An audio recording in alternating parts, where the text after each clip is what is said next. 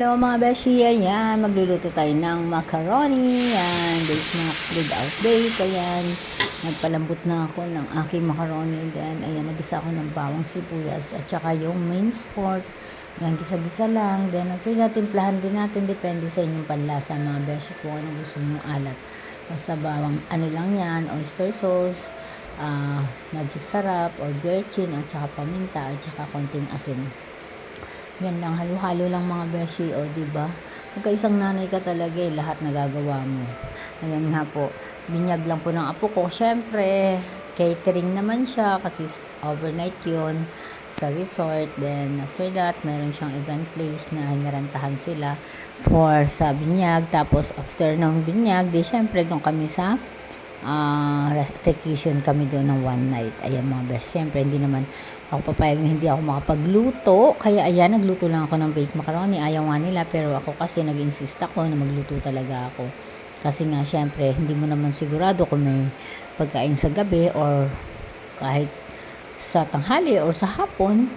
Pagkatapos na ng event, ganyan. Kaya yan, nagluto talaga ako mga beshi. Kahit konti lang. Ano lang yan, 900 grams lang na macaroni. Ayan. Tapos naglagay lang din ako. Ayan, ganyan. Kalahating ginili lang. Nilagyan ko ng bacon. Tsaka nilagyan ko ng hotdog. Ayan, gisa-gisa lang. Tapos lalagyan na natin yan ng sauce. Ayan, ang sauce na gagamitin natin dyan ay Filipino style at saka yung Italian style. Ayan, pag-mix natin yun. Tapos lalagyan na rin natin beshi ng cheese. Ako kasi ma-cheese ako, tsaka nilalagyan ko din ng kahit 2 tablespoon na condensed milk para balanse siya. Diba? Kayo mga beshi, paano ba kayo magluto? Mga nang ganyan. Ako hindi ko na binibake yan. White sauce ang itatoppings ko dyan sa taas. Tapos maraming cheese. Ayan. Ganyan lang mga beshi.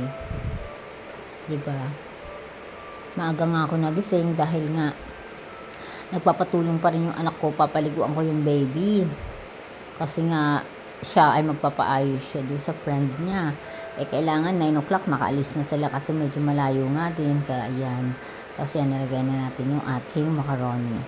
Sa Fatima kasi siya bibinyagan. Kami dito pa kami sa Bignay. Kaya medyo malayo-layo pagka matraffic din, mahirap din lumuwas. Kaya, yan, maaga nga daw sila. Hindi daw pwede malate. Kaya kailangan maaga sila doon. Ayan. Yan, pagkatapos yan mga besh, okay na yan. Lalagyan na natin sa Tupperware yan.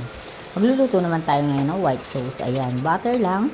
Yan, lalagay natin ng 4 tablespoon ng all-purpose cream. All-purpose flour.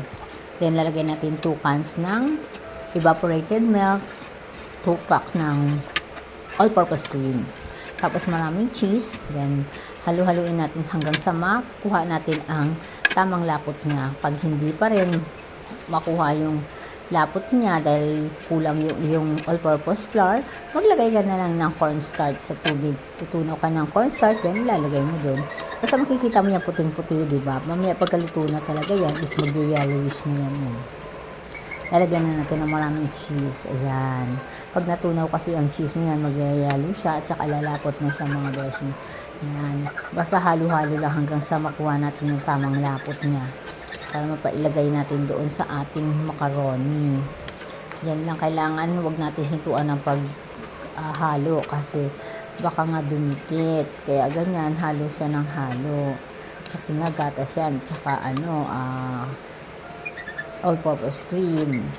Ayan, malapit na siya mga beshi. Tingnan mo. Medyo malapot na siya.